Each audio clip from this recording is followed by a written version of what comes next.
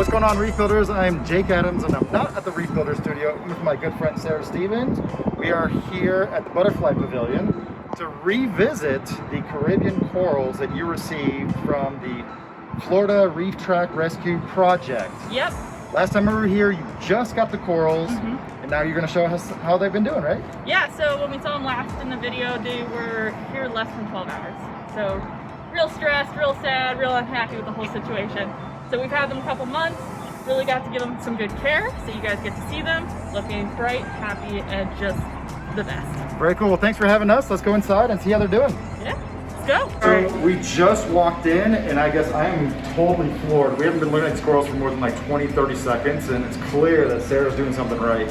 I know they were kind of like bony and bleachy when you first got them, but we're just now taking a look at them, and they just look absolutely just fleshy and happy and colorful.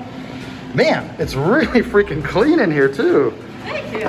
Yeah, so when we first got them in, they had damage from shipment where we had some corals roll.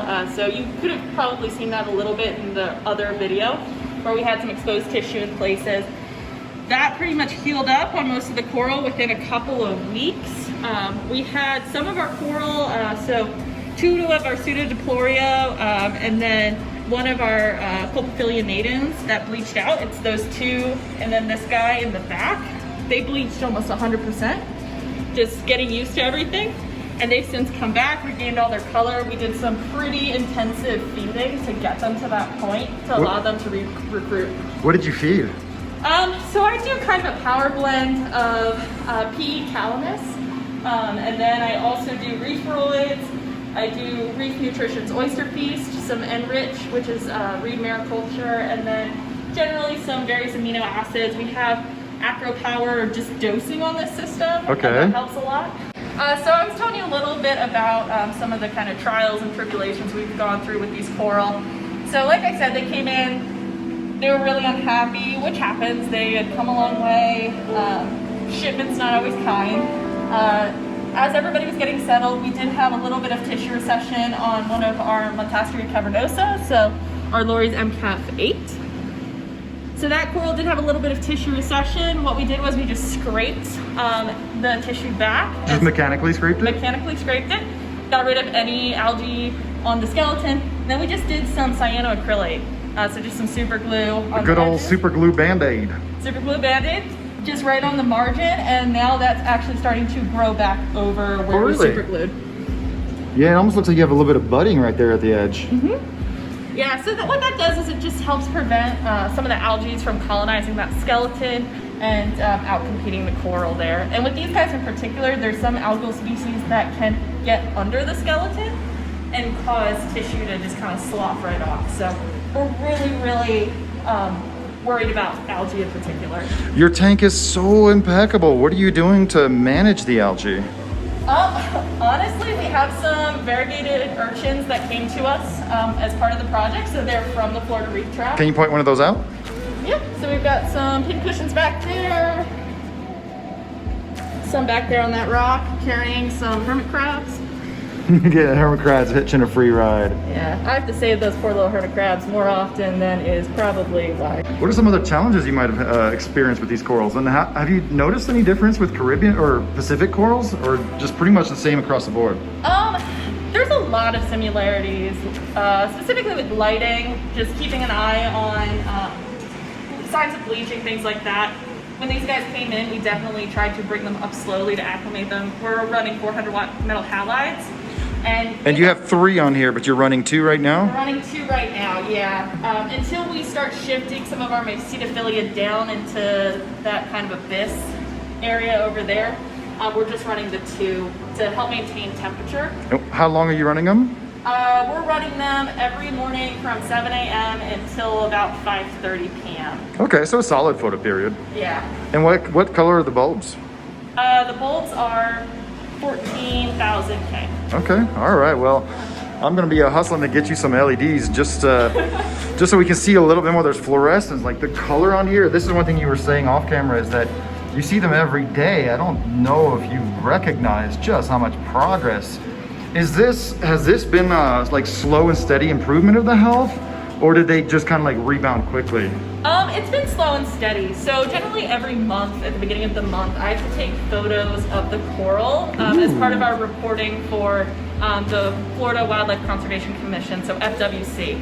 And they're who we're working with down in Florida on this project. So every month we take a photo of the coral from all sides to help track tissue recession, to help track growth, just to give us kind of really good records of what's happening to the coral over time, changes in color, things like that.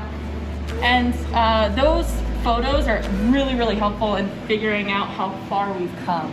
So every once in a while I like to look back on February and how skinny and kind of discolored these guys all were and compare them to now, and it makes me feel real good. So for people who are not super familiar with corals, Yeah. Can you describe what skinny means? What do we mean when we say a skinny coral? Yeah. Because I don't think that's common knowledge. Yeah, so generally when you're looking at a coral that's healthy, if you're looking at these guys here, you're almost not really paying attention to the skeleton because the tissue itself is just really plump, kind of inflated. It's a really good sign that the coral is able to kind of regulate its tissue, which... Man, this Culpophilia right here is like just talking to me. I know. That colored up so much. That green is just, It's hard to gorgeous. describe. It's not. It's not. It's like a Kelly green. It's not on the same. Yeah, it totally is. But it's not on the same level as any Pacific corals in terms of color. But the ridges on the side of this coral are just so crazy.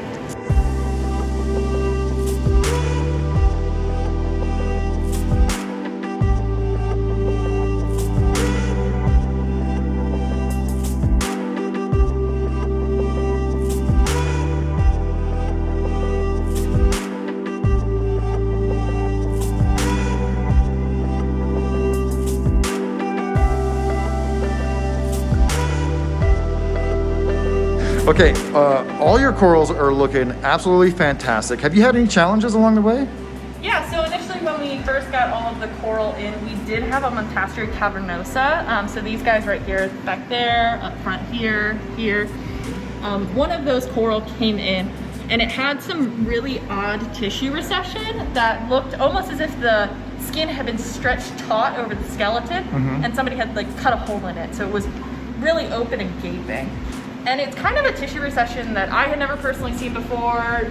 Down in Florida, they had a system that had randomly started showing this type of recession, slightly different from the disease that they're saving these corals from. We've seen this, I mean, we've handled every LPS in the Pacific Ocean, so we've seen that weird tissue separation. Yeah. Like the tissue doesn't rot, it just kind of peels off and then it doesn't. Like a sloughing almost. Then it, that's what it is. Yeah. And but your corals are looking really good.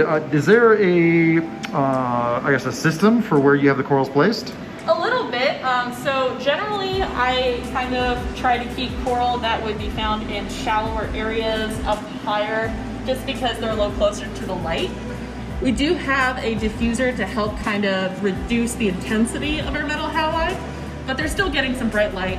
And that could cause stress to some of our other corals who are generally found at lower depths. So what's interesting is that people ask me about PAR values all the time, and with LEDs that ramp up and down and multicolored channels, I feel like it doesn't really matter, that value. But what is the value of your PAR since you have a static photo period using metal halide? So up on this top shelf without the diffuser in the center, it's about 275. 275 micromoles, okay. And then if you get on the edges of the shelf, it gets closer to 250. Okay, so that's still really bright by home tank standards. Exactly, and that's one of the reasons we have that diffuser, to just help with that a little bit. And then down here in the center, it's about 225, and then on the edges we can get as low as 75. So you'll notice our Mycetophilias, so Mycetophilia alisiae, we also have Lamarckiana. Those guys, we're keeping them close to the edges just because they're found a little bit deeper naturally, and they would prefer that kind of darker lighting. Whereas our Musa is bright and happy, dead center, and it does great there. So here's a really fun question for you. You've probably, like most people, experienced Caribbean corals through photographs, right? Oh, 100%. Just for pictures of them, and then when you got them, they were kind of bony. Do you feel like you know these corals a lot more now that you've seen them grow and just become healthier? Yeah, these corals are my babies. I notice minute differences in their tissue. Any hint of receding has me just babying the absolute crap out of them, trying to figure out what's going on, if it's something that I need to adjust, or if it's just a pest or something like that. Just the day-to-day care and the hyper-focus I have on these animals has just made it so that they are something I'm incredibly aware of. So, for instance, we had a coral up here that after it initially came in, it's one of those Montasteria cavernosa, it had some tissue recession starting. Right. And we talked about that a little bit earlier, and being able to... But emotionally, that was messing with you. Oh my gosh, and being able to catch it early was really important. There's a lot you can do for coral and coral disease and tissue recession if you're catching it early. That can be, like we've talked about, amputation, or just scraping away mechanically some of that diseased tissue to try and get ahead of it to just help with healing and creating a really nice, clean wound. That's just going to heal better, be less likely to get infected. But overall, if you're not looking at your coral constantly, it's really easy to miss those early signs, and by the time you catch it, it's almost too late. This is why I rally against flow metrics or par values or chasing chemistry, because there's just no substitute for observing your corals. Speaking of which, why don't you point out just a few of your favorites? And you know, these are all very special, very unique, but just point out a few that are really, I don't know, talk to you every day. Oh, 100%. So my absolute baby is my Eusmelia fastigiata. You know what? I wouldn't have guessed that. Really? I feel like the mousas, you know, they have so much flesh. Cavernosas are super responsive. My Cetophilia is super fleshy, but the Eusmelia's, that's the first one you want to talk about. So the Eusmelia is just a coral that came in looking absolutely starved. It just was so tiny. It had gone through so much stress, and I had to baby this coral so much just to get a feeding response. This was weeks and weeks and weeks of trying to feed it, get it to respond. We tried pellet foods on it just to get it feeding on something. Now, do you pull it out to feed sometimes, or always left it in there? Always left it in there. Sometimes would pull it up to the shallower shelf so I could watch it better. I always turn off my flow when I'm feeding just to allow the food to settle on the coral, in particular this one. And then over time, it's just, this coral has colored up. It's gotten that beautiful green. That green was nowhere to be found. It has aquarium colors, right? Because in the wild, they're just kind of golden brown overall. Yeah. But this one has developed, you know, just kind of a healthy brown on the outside and really nice and green on the inside. And I can get generally a feeding response every morning. As soon as those lights come on, that coral knows that's when I feed, so it starts putting those feeding tentacles out. Have you named it? I haven't named it. Anything I feel like that gets named just dies. Yeah, it's like aquarium mythology. I know. Tell me about your Mycetophilias, because they are looking so juicy. Yeah, so the Mycetophilias are definitely my second favorite. They're my first favorite. Understandable. If I hadn't spent so much time on that Eusmelia, these guys would probably be my absolute. So what species is this one? So this is Alisiae. Okay. And then this one is also Alisiae. So we call different those color melons. morph. Yep. And then we have two Lamarckianas. So we have one back there and then one over here. This one, if you saw that one in an aquarium store, you would just think that was some kind of Symphilia. Yeah. For sure. I mean, the coloration on these coral has really just come out of the woodwork. I remember being surprised when they came in that they even had color, just because, like you said, you associate Caribbean coral with like brown. But the colors on these coral, how they've really responded to the light and the care, they've just bar none blown me away comparatively to Indo-Pacific.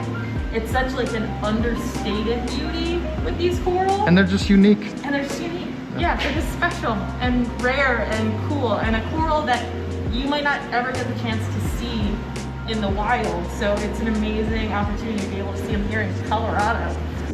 So Sarah, thank you so much for having me over. I don't think anyone that I know could have done a better job at getting these corals in the peak of health. I am beyond impressed.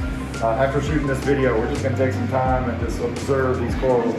But before we go, can you tell us just a little bit more about what the public can do to help the Florida Reef Project, or this tank in particular, and then what's the future plans for these corals? Yeah, so for helping this tank in particular, there's a lot of different ways you can help. So you can donate to the Butterfly Pavilion Emergency Fund that helps for all of our staff and animal care as we're kind of tackling a COVID-19 world. You can come visit us, which I highly recommend, through our new timed admission. It's super safe. You make reservations online and come visit, and you can see these coral in person, which will do them much better justice than any video, because they're absolutely stunning.